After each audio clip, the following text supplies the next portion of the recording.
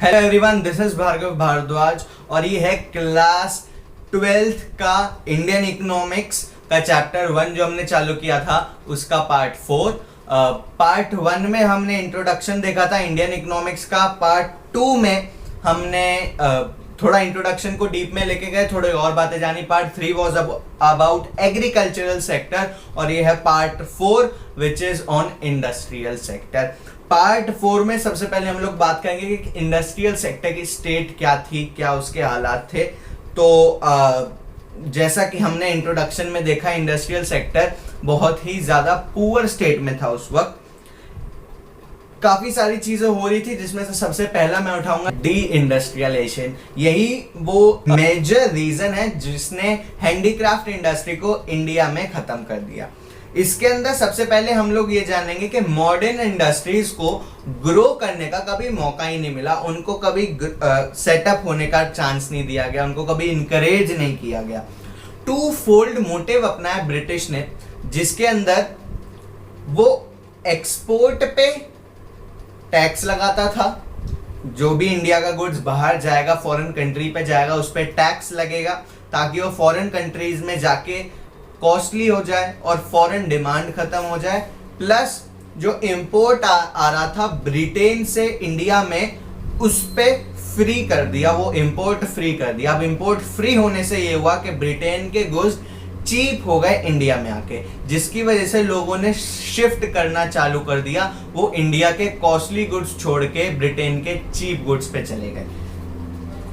Next जो उन्होंने तरीका अपनाया, जो अगला मेजर रीजन था हैंडीक्राफ्ट इंडस्ट्री की डिक्लाइन का, वो रीजन था डिस्क्रिमिनेटरी टैरिफ पॉलिसी। हालांकि पार्ट 2 में भी हमने इसके बारे में बहुत डिटेल में पढ़ा है, हम इस बार फिर से ऊपर से नजर मारेंगे। डिस्क्रिमिनेटरी पॉलिसी इसलिए थी कि ये सिर्फ इंडिया और ब्रिटेन के बीच में करी गई थी।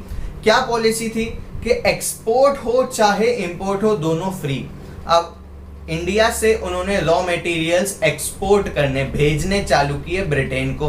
ब्रिटेन को जब रॉ मटेरियल्स भेजने चालू किए तो उस पे टैक्स नहीं लगा, वो फ्री था। तो उससे हुआ क्या कि ब्रिटेन की इंडस्ट्रीज को रॉ मटेरियल चीप रेट्स पे मिल गया और वहां से जो फिनिश्ड गुड्स आए, इंपोर्ट हुए इंडिया में, उन पे भी कोई टैक्स नहीं था।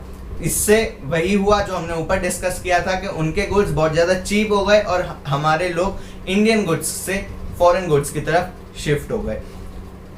अच्छा, ये तो सिर्फ ब्रिटेन या ब्रिटिशर्स की जो कंट्री थी उसके साथ था, लेकिन अगर इंपोर्ट एक्सपोर्ट या इंटरनेशनल ट्रेड किसी और कंट्री के साथ हुआ होता तो उसमें ये लोग, जैसे कि हमने डिस्कस किया, कि एक्सपोर्ट्स पे बहुत भारी टैक्स लगाते थे। तो जिसकी वजह से ये वो रीजंस थे जिसकी वजह से इंडस्ट्रियल सेक्टर को बहुत ज़्यादा चोट पहुंची और वो अपना बेस्ट परफॉर्म नहीं कर पाया। नेक्स्ट पॉइंट आता है lack of capital good industries. Capital good क्या होता है?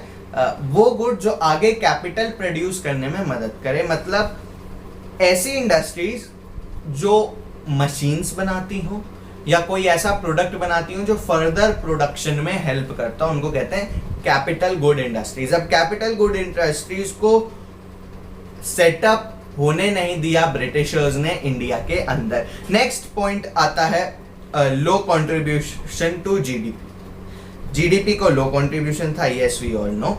जीडीपी इंडिया की उस वक्त बहुत अच्छी नहीं थी और वो ऐसा होना ही था बिकॉज अगर किसी भी कंट्री पे कोई और कंट्री रूल करेगी, राज्य करेगी, तो उसकी जीडीपी अच्छी नहीं रहेगी।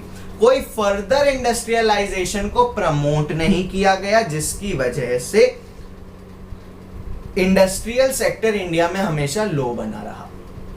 अब वो इसलिए क्योंकि वो चाहते थे कि हम लोग हमेशा उनके ऊपर डिपेंडेंट रहें और वो इस डिपेंडेंसी का अनड्यू एडवांटेज उठा पाए, फिजूल का फायदा या मैं कहूं अनफेयर एडवांटेज उठा पाए, इसलिए उन्होंने इंडस्ट्रियल सेक्टर को जमने भी नहीं दिया। नेक्स्ट पॉइंट था limited role of public sector. कि पब्लिक सेक्टर मतलब जो गवर्नमेंट उस वक्त इंडिया में किसकी थी? ब्रिटिशर्स की। तो उसका बहुत लिमिटेड रोल रहा। ये तो हम सब जानते थे कि ब्रिटिशर्स इंडिया को डेवलप करने के मोटिव से तो आए नहीं थे, तो इसलिए उन्होंने बहुत ज़्यादा काम भी नहीं किया इसके इंडस्ट्रियल सेक्टर को ग्रो करने में। हाँ, कुछ जगह थी जहाँ पे उन्होंने काम किया, जैसे railways, power generation, communication, post and some department undertakings उस टाइम पे हुआ करती थी।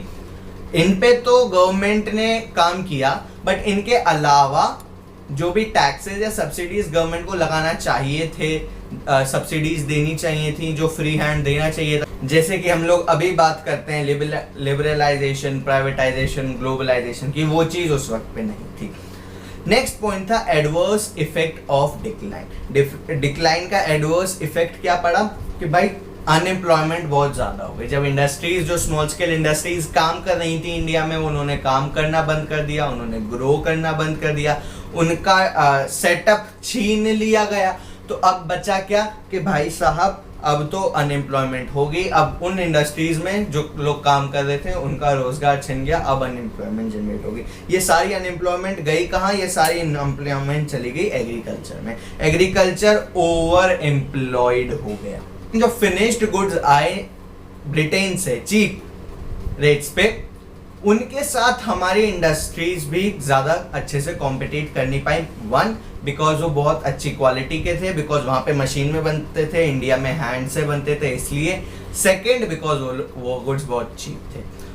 थर्ड, बिकॉज वो बहुत मास में आते थे, मतलब बहुत बड़ी क्वांटिटी में आते थे। तो इंडिया की जो लार्ज पॉपुलेशन थी और उसकी जो लार्ज डिमांड थी, हैंड से अगर आप चीज बना के बेचना चाहोगे तो आपको हाथ से काम करने में टाइम लग सकता है। हो सकता है वो आप उतनी क्वांटिटी में ना बना पाओ, लेकिन क्योंकि ब्रिटिशर्स अपनी कंपनी में मशीन्स से बनाते थे तो वो मास प्रोडक्शन करके लेके आते थे, और जिसका फायदा उन्होंने इंडिया में रह के भरपूर उठाया। समरी क्या है इस पूरे चीज की कि एट द एंड सिर्फ कॉटन या जूट इंडस्ट्रीज ही फ्लरिश कर पाई।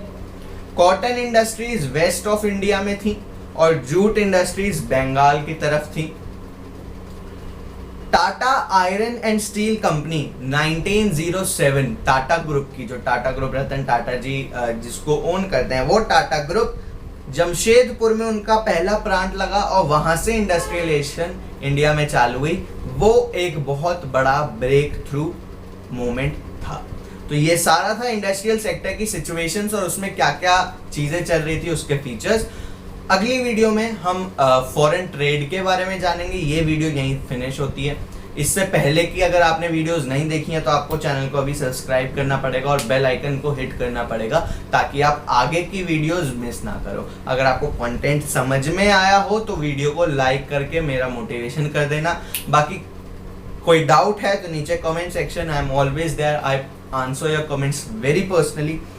And with this I would like to bid a very goodbye to you. Thank you for watching till this moment. Have a great day.